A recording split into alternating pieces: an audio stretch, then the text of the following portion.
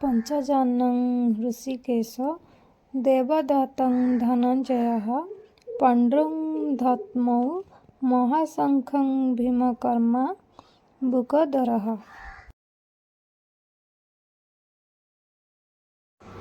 श्रीकृष्ण ଓ अर्जुनଙ୍କ ଯେଉଁ ଦିବ୍ୟ ଶଙ୍ଖ ବଜାଇଥିଲେ ତାହା ହେଉଛି ପାଞ୍ଚଜନ୍ୟ ଦେବଦତ୍ତ ଆଉ ବଳୀୟାନ ଭୀମକର୍ମା ବୃକୋଦର ପଣ୍ଡ୍ରମ୍ ନାମ ବିରାଟ ଶଙ୍ଖ ବଜାଇଲେ।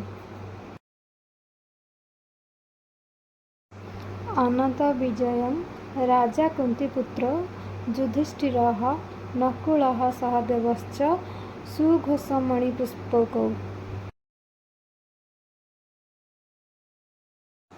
କୁନ୍ତୀପୁତ୍ର ରାଜା ଯୁଧିଷ୍ଠିର ଅନନ୍ତ ବିଜୟ ନାମକ ଶଙ୍ଖ, ନକୁଳ ସୁଘୋଷ ଓ ସହଦେବ ମଣିପୁଷ୍ପକ ନାମକ ଶଙ୍ଖ ବଜାଇଲେ।